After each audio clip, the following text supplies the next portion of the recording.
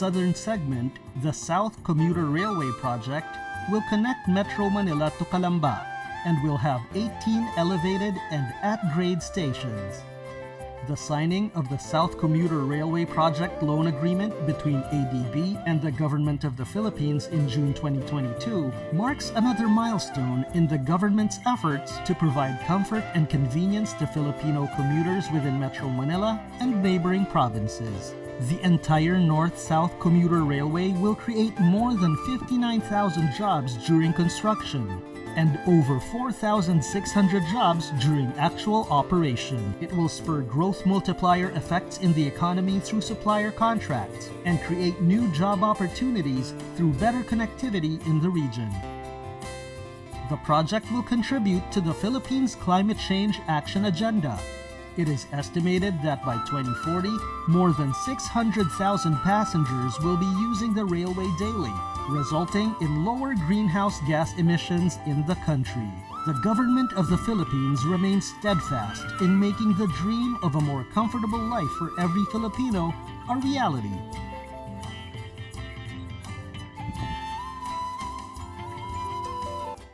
Magandang umaga mga kabayan, welcome pong muli sa ating panibagong update rito po sa PNR NSCR South.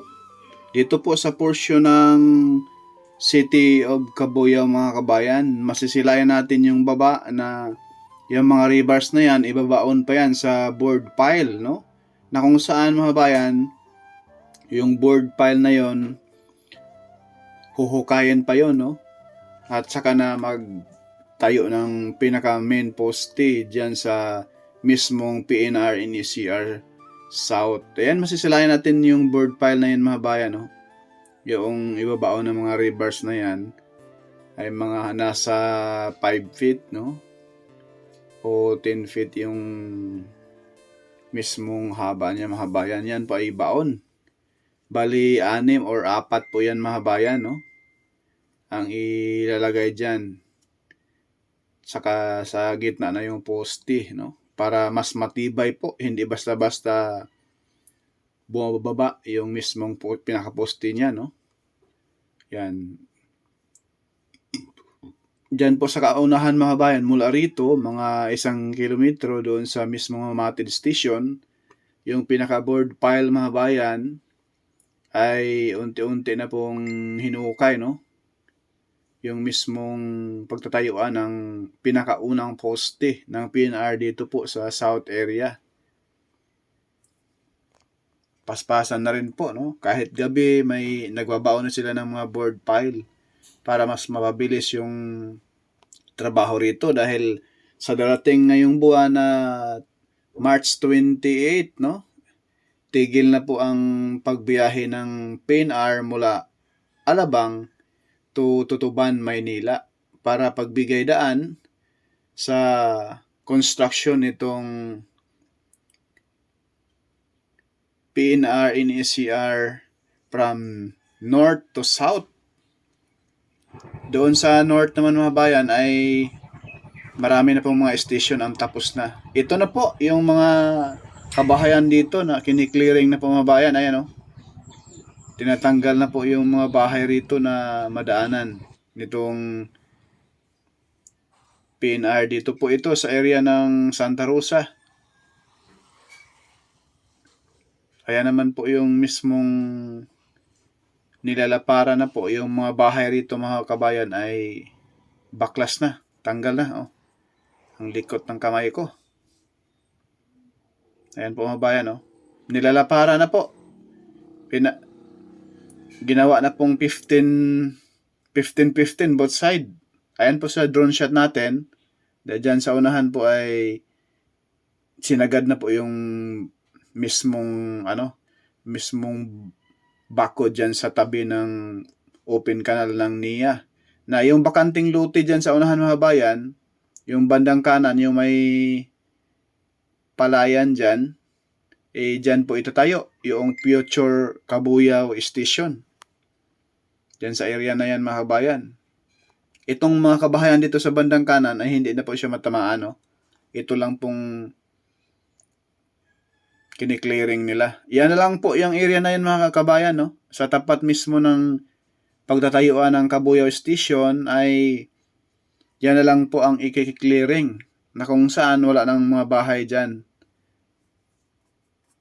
Baklas na po, no?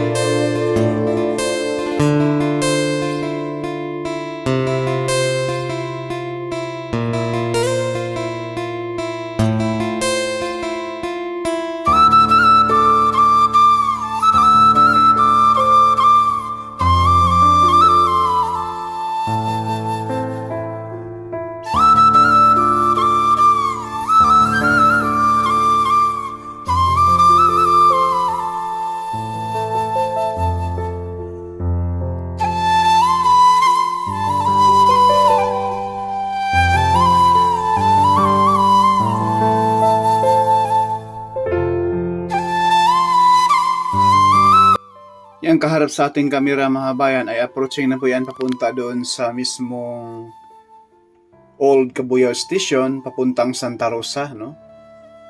Ayan, yung baba natin ay napakalapad na po yan.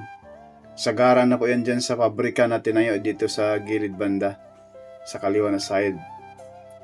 Ayan po, napakalapad na po yan lahat. Lahat po dito mga bayan ay may mga board pile na rin po dito, no? Huhukayin na lang para pagtayo sa mga poste. Nakaabang na rin po yan dyan mga bayan, nakatambak na rin, naka-ready na rin po yan dyan. Papunta na po yung sa lampas ng Cabuyao Station going to Santa Rosa City ay nagbabaon na rin po sila doon ng mga board pile, no? Iba rin po dito sa mismong Mamatid Station papuntang Santa Rosa ay unti-unti na pong hinuhukay yung mismong mga board pile, saka na yung pinaka-main poste, no? Ayan yung mga kabahayan rito sa bandang kaliwa banda. Ayan po yung pinaka-old station ng Cabuyao. Nasa gitna yung bahay na parang napakaluma. Yan po yung pinaka-old na station.